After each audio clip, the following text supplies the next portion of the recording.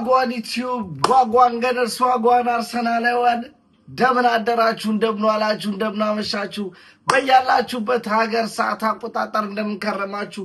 ሳሚ ነኝ። ለማታውቁኝ የዩቲዩብ ቻናሌ ስም ሳሚ ገነር ይባላል። አዲስ ከሆናችሁ አርሰናል ደጋፊ ከሆናችሁ እንዲሁም ስለ አርሰናል መስማት የምትወዱ ከሆነ እንጠብቃላችሁ ሰብስክራይብ በማድረግ የዩቲዩብ ቻናሌ ቤተሰብ መሆን ትችላላችሁ። ነባሮች ላይክ ሼር እንዲሁም ኮሜንት ላይ ሐሳብ አስተያየታችሁን በመስጠት ዩቲዩብ ቻናላችንን ሞቅ ደመቅ እንድታረጉልን ስል በአክብሮት ጠይቃለሁ።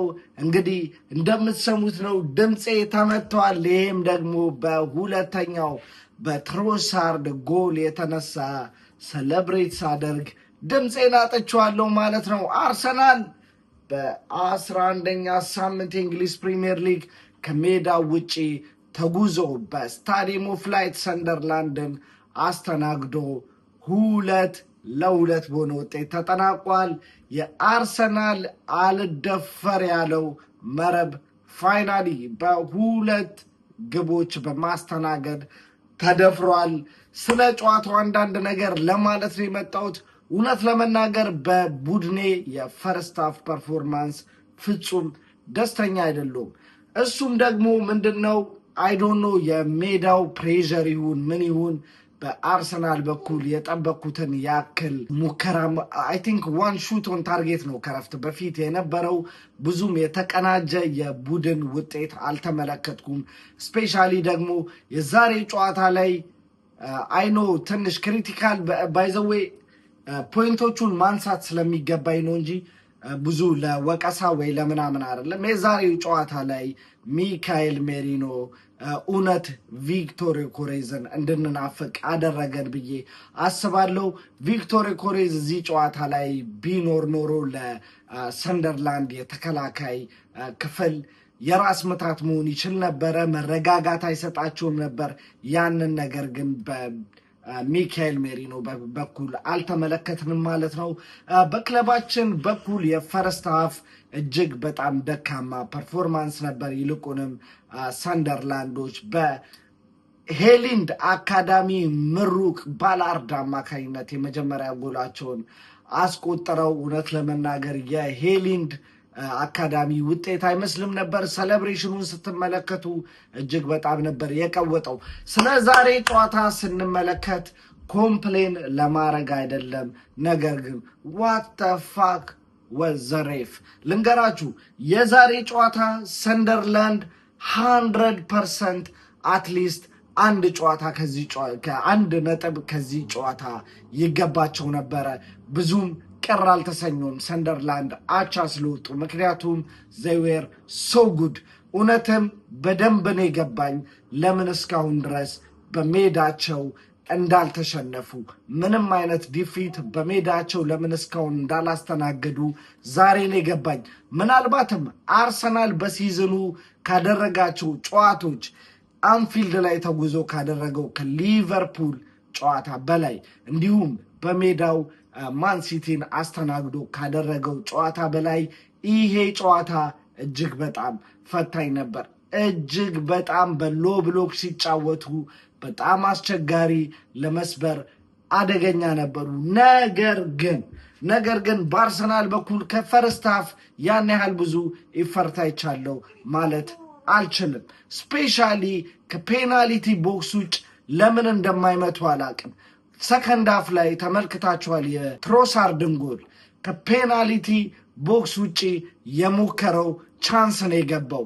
ከፈርስት ሃፍ በፊት ብዙ ቻንሶች እንደዛ አይነት ከውጭ ከፔናልቲ ቦክስ ውጭ ሞክሮ የማግባት ቻንሶችን ስንሞክር አይታየንም። ይልቁንስ ኳሱን ፓስ ማድረግ ስፔሻሊ ተጨማሪ 7 ደቂቃ ነው 9 ደቂቃ ነበረ ፈርስት ሃፍ ላይ ተጨመረው።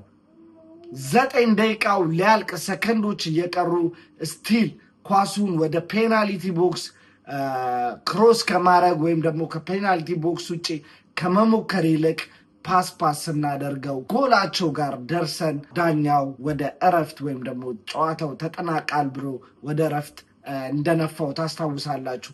እጅግ በጣም የሚያናድ ነበር ይሄ ነገር። ሁለተኛው ዳኛው ልንገራችሁ፣ ኮምፕሌን ለማድረግ አይደለም አሁንም፣ ነገር ግን እወዳለሁ እኔ አንዳንዴ ዳኞች ለቀላሉ ፊሽካ ሲነፉ ምናምን ብዙ አይመቸኝም። አንዳንዴ ጨዋታዎችን ሲያልፉ ደስ ይለኛል። ነገር ግን ኢትስ ሃቭ ቱ ቢ ፌር፣ ለሁለቱም ክለብ እኩል መነፋት አለበት። ሜሪኖ ሜዳ ላይ ተጎድቶ አይታችሁታል፣ አልተነፋለትም። ለነሱ ኢዚ ኮንታክት ይነፋላቸው ነበር። ኢዚ ኮንታክት ኢቭን የተቆጠረብን ጎል ያ ዙቢሜንዲ ያን ኳስ ፋውል ልትነፋው ትችላለህ። ኦኬ ጊቭ ደም ፋውል ኢትስ ኖት ኢቭን ፋውል። ምክንያቱም ኳሱን መልሰን ማየት እንችላለን። ዙቢሜንዲ ያንን ኳስ ሲያስጠል 100% ኳሱን ነክቶታል። ያ ግን ችግር የለብኝም አሁንም ኮምፕሌን ወይ ደግሞ በዚህ ምክንያት የተሸነፍነው ማለት አልፈልግም። ነገር ግን ቢጫ ካርዱ ለምንድን ነው 30 ምናምን ደቂቃ ላይ ዲፌንሲቭ ሚድፊልደራችን ቢጫ ካርድ ተመልክቶ ከዛ በኋላ ምን አይነት ፐርፎርማንስ ነው ፐርፎርም እንዲያደርግ ሜዳ ላይ የምትጠብቁት? ነገር ግን it was not fair። ዳኛው ሪሊ አኖይ ነበረ። ሰከንድ አፍ ጀመረ። አርሰናል እጅግ በጣም የተሻለው ከፈርስት ባይዘዌ ፈርስት አፍ ላይ የነበረው አርሰናል the worst አርሰናል this season ከተመለከትኳቸው ወረስቱ አርሰናል ስፔሻሊ ሚካኤል ሜሪኖ ኳሶች ይበላሹበት ነበረ። አይዶን ነው እንዴት የመሃል ተጫዋች ላይ አይኖ ሚካኤል ሜሪኖ የመሃል ቦታ ላይ ማለትም እጠቀምበታለሁ ብሎ ሚካኤል አርቴታ ያስፈረመው ቦታ ላይ ያን ያህል ብዙም አገልግሎት አመርቂ የሆነ ነገር እንዳላየንበት ዛሬ ደግሞ በደንብ ነው የተመለከትኩት። ፈርስተቶቹ በጣም መጥፎ ነበሩ። ኮንትሮሎቹ ሲበላሹበት ነበረ። ከሜሪኖ በኩል አይ ዶንት ቲንክ ሶ የ9 ቁጥር ሚና ወይም ደግሞ የ9 ቁጥር የሚያደርጉትን ስሮች እየሰራልን ነበር ለማለት እቸገራለሁ። የ9 ቁጥር ብቻ ሳይሆን ሚካኤል ሜሪኖ ዛሬ ወረስ ፐርፎርማንስ በሱ በኩል የተመለከቱት ነው። ከረፍት አፍ በኋላ ግን የተነቃቃው አርሰናልን ተመለከተን። በቡካዮ ሳካና በትሮሳርድ ባይዘዌ ትሮሳርድ ዛሬ ጨዋታ ላይ እጅግ በጣም አሪፍ ነበር።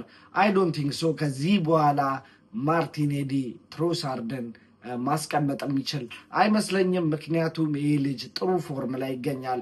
አሲስትም እያደረገ ነው። ግብም ዛሬ ከፔናልቲ ቦክስ ውስጥ እንደዚህ አይነት ኳሶችን በተደጋጋሚ መሞከር አለብን። ሁለተኛ ጎል አገባ። ሊስን እየተመለከትኩ ነበረ፣ ፐብ ነበር እያዩ የነበረው ኢቭን ከአርሰናል ደጋፊዎች ጋር ሊስን ሶስተኛውን ጎል እንመለከታለን ብዬ አስቤ ነበር። ነገር ግን ሚካኤል አርቴታ አሁንም አስምሩልኝ፣ ብዙ ጥሩ ነገር ተመልክተናል።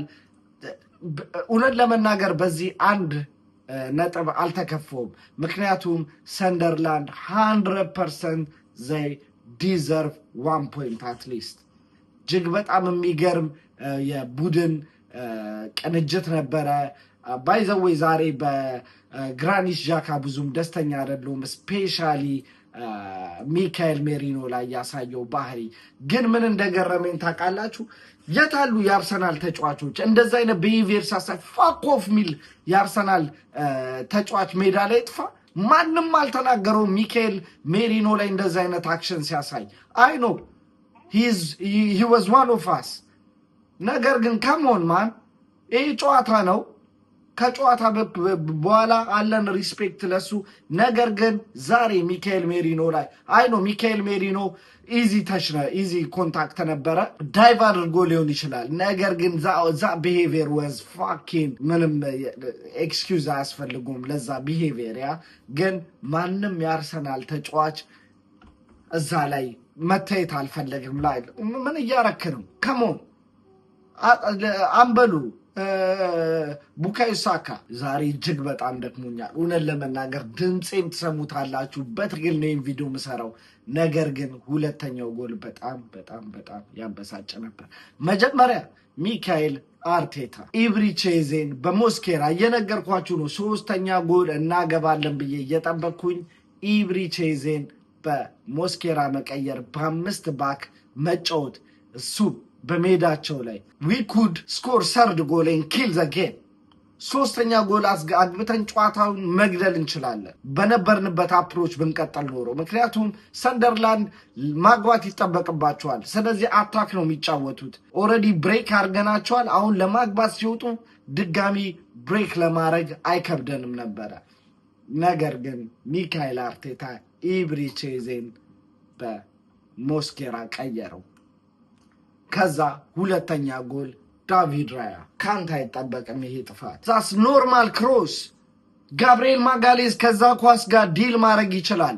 ዲልም አድርጎት ነበረ። አንተ ባትወጣ ፖዚሽን ላይ ብትሆን it was easy ball like ነገር ግን ቦታን ጥለወጣ ጎል 2-2። ሰንደርላንድ የሚፈልጉትን ውጤት አገኙ። አርሰናል አልደፈር ያለው መረብ ፋይናሊ በሰንደርላንድ በስታዲየም ኦፍ ላይት 2 ግቦችን አስተናገደ። አርሰናል በ11ኛው ሳምንት የሲዝኑን 2ኛ አቻ ማስመዝገብ ቻለ። ነገ በአንፊልድ ሮድ ሊቨርፑል ከማንቸስተር ሲቲ ይጫወታሉ።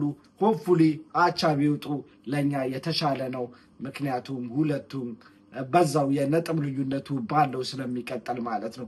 ለዛሬ የመጣሁበት ፖይንቴን ይመስላል። ለማንኛውም እንደምታዩት ነው እጅግ በጣም ስትራግል እያደረኩ ነው። ድምፄም ተዘግቷል። ኤኒዌይስ ይህን ይመስላል ለዛሬ የመጣሁበት ፖይንት። አማውት ፒስ ከሞን ዩ ገነርስ